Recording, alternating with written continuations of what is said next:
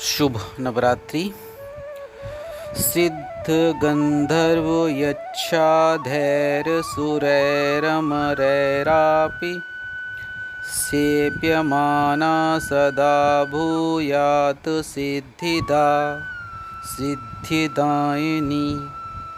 माँ दुर्गा जी की नवीं शक्ति का नाम सिद्धिदात्री है। नवम शक्ति का नाम माँ सिद्धिदात्री है। ये सभी प्रकार की सिद्धियों को देने वाली हैं।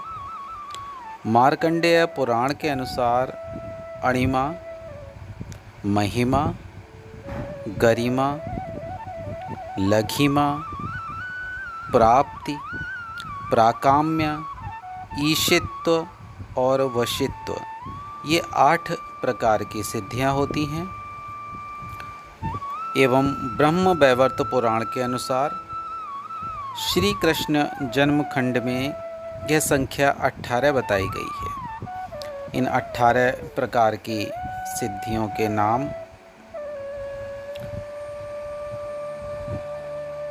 इस प्रकार से हैं, जो कि संख्या वाइज हैं।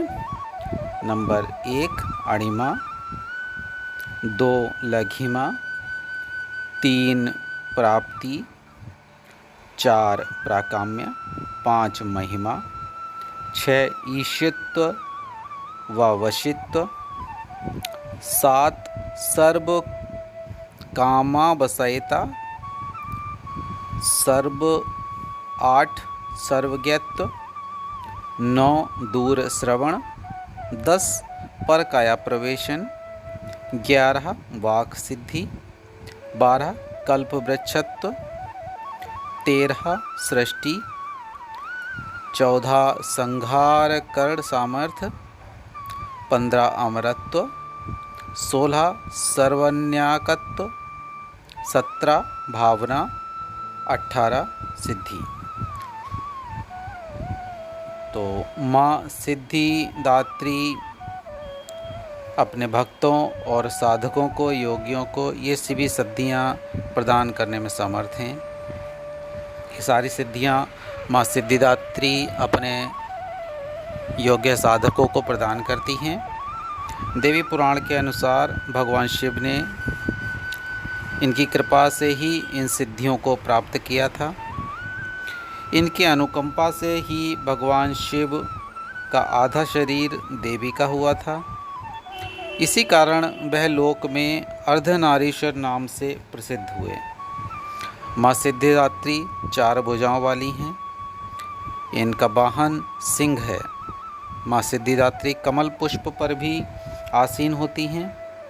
माँ सिद्धिदात्री दाहिनी तरफ के नीचे वाले हाथ में चक्र तथा ऊपर वाले हाथ में गदा और बाईं तरफ के नीचे वाले हाथ में शंख और ऊपर वाले हाथ में कमल पुष्प लिए हुए हैं।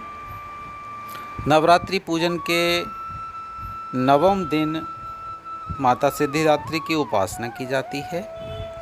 इस दिन शास्त्रोक्त विधि विधान और पूर्ण निष्ठा के साथ साधना करने वाले साधकों को सभी सिद्धियों की प्राप्ति हो जाती है। सृष्टि में कुछ भी उसके लिए अगम्य नहीं रह जाता। ब्रह्मांड पर पूर्ण विजय प्राप्त करने की सामर्थ्य उसमें आ जाती है। प्रत्येक मनुष्य का यह कर्तव्य है कि वह माँ सिद्धिदात्री की कृपा प्राप्त करने का निरंतर प्रयत्न करता रहे, उनकी आराधना की ओर अग्रसर हो। इनकी कृपा से अनंत दुख स्वरूप संसार से निर्लिप्त रहकर सारे सुखों का भोग करता हुआ वह मोक्ष को प्राप्त कर सकता है। नवदुर्गाओं में माँ सिद्धिदात्री अंतिम है। अन्य 8 दुर्गाओं की पूजा उपासना शास्त्रीय विधि विधान के अनुसार करते हुए भक्त दुर्गा पूजा के 9वें दिन इनकी उपासना में प्रवृत्त होते हैं। माँ सिद्धिदात्री की उपासना पूर्ण करने लेने के बाद भक्तों और साधकों की लौकिक और पारलौकिक सभी प्रकार की कामनाओं की पूर्ति हो जाती है। परंतु सिद्धिदात्री माँ के कृपा पात्र भक्त के भीतर कोई ऐसी कामना शेष बचती ही नहीं है जिसे वह पूर्ण करना चाहे। वह सभी सांसारिक इच्छाओं, आवश्यकताओं और स्पृहाओं से ऊपर उठकर मानसिक रूप से माँ भगवती के दिव्य लोक में विचरण करता हुआ, उनकी कृपा रस पीयूष का निरंतर पान करता हुआ विषय भोग शून्य हो जाता है। माँ भगवती का परम सानिध्य उसका सर्वस्व हो जाता है।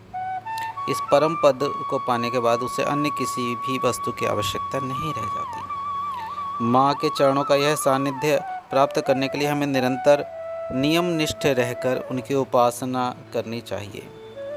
माँ भगवती का स्मरण, ध्यान, पूजन हमें इस संसार की असारता का बोध कराते हुए वास्तविक परम शांतिदायक अमृत पद की ओर ले जाने वाला। आप हमारे चैनल पर अगर पहली बार आए हैं तो कृपया लाइक, शेयर और सब्सक्राइब करिए और नोटिफिकेशन आइकन को अवश्य दबाइए। और अगर आप किसी भी विषय पर जानकारी चाहते हैं, वीडियो बनाना चाहते हैं तो कृपया करके हमें कमेंट बॉक्स में लिखें। हम अवश्य आपके लिए वो वीडियो लेकर के आएंगे, बिल्कुल सटीक वैज्ञानिक जानकारी के साथ। धन्यवाद। शुभ नवरात्रि मित्रों।